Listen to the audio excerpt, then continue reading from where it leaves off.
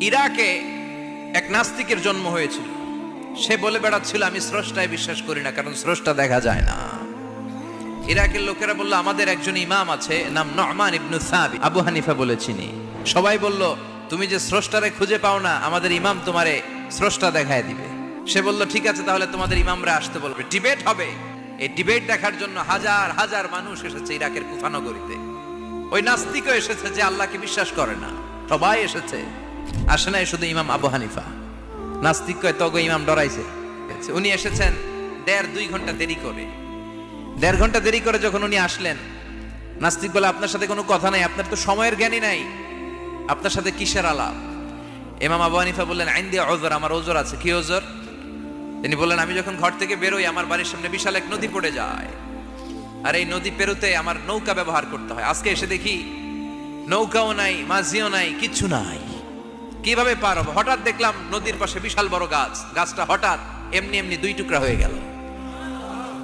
গাছ থেকে বিশাল কাঠের তক্তা বের হয়ে গেল। তক্তাগুলো অটোমেটিক্যালি জোড়া লেগে নৌকা হয়ে গেল। এই নৌকা মাঝি ছাড়া সাঁ করে আমার সামনে চলে এলো। আমি নৌকায় বিসমিল্লাহ বলে বসে পড়লাম। হঠাৎ নৌকা আমারে টান দিয়ে ওপারে নিয়ে এলো।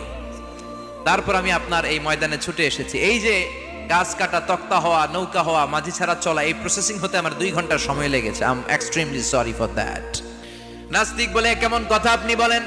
শিক্ষিত মানুষ, দার্শনিক মানুষ, জ্ঞানী মানুষ, ইমাম মানুষ, কোন মানুষ ছাড়া, করাত ছাড়া বিশাল বড় বড় গাছ কাটা যায় নাকি? মিস্ত্রি ছাড়া তক্তা বানানো যায় নাকি? মিস্ত্রি ছাড়া তক্তা জোড়া লাগে এমনি এমনি নৌকা হয় নাকি? মাঝি ছাড়া পানিতে নৌকা চলে নাকি? ইমাম আবু হানিফা বললেন now you are on the right track. এই তো লাইনে আসছেন আপনি। এই লাইনে আনার জন্য তো এত গল্প। আপনার কথা থেকেই যদি ধরি, করাত ছাড়া গাছ কাটা যায় না, এমনি এমনি তক্তা হয় না, এমনি এমনি নৌকা হয় না, মাঝি ছাড়া নৌকা এমনি এমনি চলে না, তাহলে আকাশ কেমন করে এমনি এমনি হলো? জমিন কেমন করে এমনি এমনি হলো? দ্বীপ প্রহরের জলজলে সূর্যটা কেমন করে কিরণ দিল এমনি এমনি? আল্লাহু আকবার! কেমন করে নবমণ্ডল ভূমণ্ডল সৃষ্টি হলো? কেমন করে দিন শেষে রাত্রি আসে, রাত্রি শেষে দিন আসে? ওইটা যদি এমনি এমনি না হয়, মহাবিশ্বের এই সুন্দর বসুন্ধরার সবকিছু কেমন করে এমনি এমনি হয়?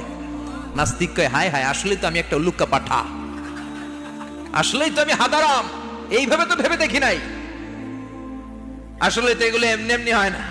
Someone is controlling everything in the world.